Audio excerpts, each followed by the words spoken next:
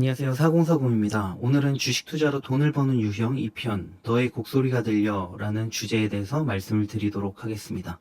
제가 어렸을 때 부자일기라는 책을 보면 이런 내용이 있었습니다. 한 부자의 사례였는데 이 부자는 주식 투자를 통해서 큰 돈을 번 사람이었습니다. 이 부자는 평소에 주식 투자를 하지 않고요. 그냥 5년에서 10년 정도 만에 한 번씩 오는 그런 위기 상황에서만 투자를 시작하는 사람이었습니다. 예를 들면 닷컴 버블이 터져갖고 주식시장이 엄청나게 하락했을 때, IMF가 터졌을 때, 서프라임 모기지로 우리나라가 주저앉았을 때, 브렉시트가 났을 때, 이런 식으로 어떤 시스템적인 문제 때문에 주식시장이 많이 가라앉았을 때, 그때만 이제 투자를 시작해서 나중에 주식이 많이 올랐을 때, 시장이 많이 좋아졌을 때, 그때 주식을 팔고 유유히 떠나는 그런 투자법을 하는 사람들이었습니다. 저는 이게 너무 천재적이라고 생각을 했습니다. 위기의 상황에서만 시작한 투자, 이것이 진정한 투자가 아닌가 생각을 했어요. 저도 돈이 많아지면 저렇게 투자해야겠다 이런 생각을 했었는데, 근데 막상 주식 투자자가 돼 보니 저렇게 하는 게 얼마나 판타지인지 알겠더라고요. 굉장히 어려운 일이고 저렇게 할 수 있는 사람은 정말로 소수이다 라고 생각이 들었습니다. 저런 게 정말 좋은 투자법이라는 걸 알고 있지만 정말 여러 가지 이유로 불가능이라는 생각이 들었습니다. 가장 핵심적인 건 다음 위기 상황까지 주식 투자를 끊을 수가 없다라는 것입니다. 끊기가 굉장히 쉽지 않고, 끊더라도 주식시장에 계속 관심을 갖고 있다는 게 굉장히 어려운 일이라고 생각을 했어요. 사실 이번에 2020년에 주식 투자를 시작한 동학개미 여러분들은 이제 살짝 주식을 접고 다음 리세션을 기다리시면 저런 판타지 같은 투자가 현실화 될 수도 있겠습니다. 하지만 저처럼 일반적인 투자자는 저런 걸 하기가 정말 쉽지는 않습니다. 그래서 오늘 소개해드릴 투자자들은 위기에 투자하는 법, 그것을 저렇게 판타지가 아닌 매우 현실적인 액션 플랜을 통해서 실천에 옮겨 돈을 버는 사람들입니다.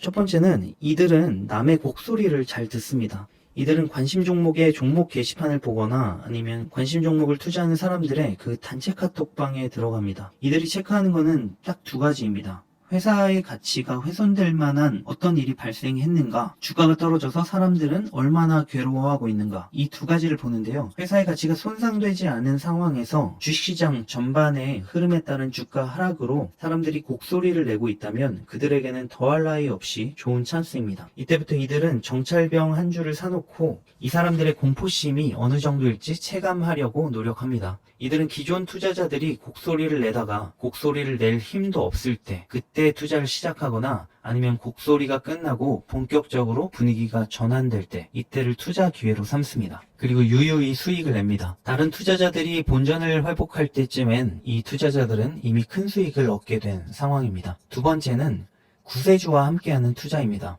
대한민국 주식시장에서는 연기금이 구세주 역할을 많이 해왔습니다. 과거의 연기금과 비교해서 현재 연기금은 더 그런 역할을 잘하고 그런 역할을 통해서 수익을 더 잘 내고 있습니다. 그러니까 주식을 훨씬 잘한다고 보시면 되겠습니다. 굉장히 단순하게 연기금의 매수만 추적해도 돈을 벌 수가 있습니다. 어떤 회사에 대해 연기금이 대규모 투자를 시작했을 때 그때를 기준으로 연기금보다 싸게 사거나 비슷하게 사면 됩니다. 이들은 적어도 주식을 통해서 안정적인 수익 그리고 낮은 리스크를 확보하고 갈 수 있습니다. 또 다른 구세주는 대주주 또는 CEO가 될 수 있겠습니다. 대주주 또는 CEO의 자사주 매입은 어찌 보면 구세주가 손을 뻗었다 라고 볼 수가 있는데요. CEO나 대주주는 회사 내부 사정에 대해서 완벽히 꿰뚫고 있는 사람 중에 하나라고 보셔도 됩니다. 그러므로 CEO가 자사주 매입을 결정했다라는 것은 우리 회사에는 아무런 문제가 없고 우리 회사 주식은 싸다라는 두 가지 내용을 확인해 주는 것입니다. 이 투자자들은 자사주 매입 소식을 보고 그 언저리 가격에서 그냥 매수를 결정합니다. 더 생각할 것도 없다라고 생각을 합니다.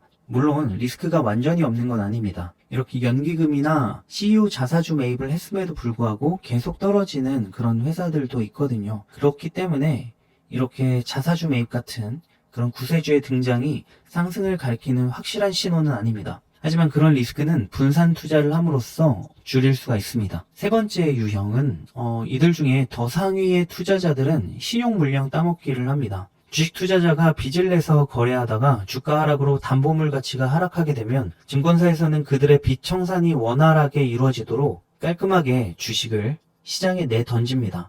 이건 정말로 기업의 가치와는 무관하게 움직이는 가격 변화이고요. 이렇게 시장에 던져진 주식들을 정말 싼 가격에 사 모읍니다. 이건 기업에 대해 미리 밸류에이션을 마친 투자자들 또는 밸류에이션을 금방 할 수 있는 투자자들이 할 수 있는 것이고, 잘하면 매우 큰 수익을 낼 수도 있습니다. 일례로 제넨바이오가 이번 3월 달에 700원까지 내려간 적이 있는데요. 그 700원일 때 반대매매 폭탄이 나와서 700원까지 내려간 것입니다. 그때 시장에서 그 물량을 거두어간 사람들은 큰 돈을 벌었을 것입니다. 이게 5,000원까지 올라갔거든요. 그 사이 어딘가에서 팔았어도 적지 않은 수익을 벌었을 것이라 생각을 합니다. Anyway, 어쨌든 오늘은 그 주식 투자로 돈을 버는 유형 2편, 너의 곡소리가 들려 라는 주제에 대해서 이야기를 드렸습니다. 어디까지나 한 유형일 뿐이니까 오해하지 마시고, 같은 방법을 쓰더라도 숙련도에 따라서 수익률은 천차만별일 수 있으니까 그걸 알아주시길 바랍니다. 이상 4040이었습니다. 감사합니다.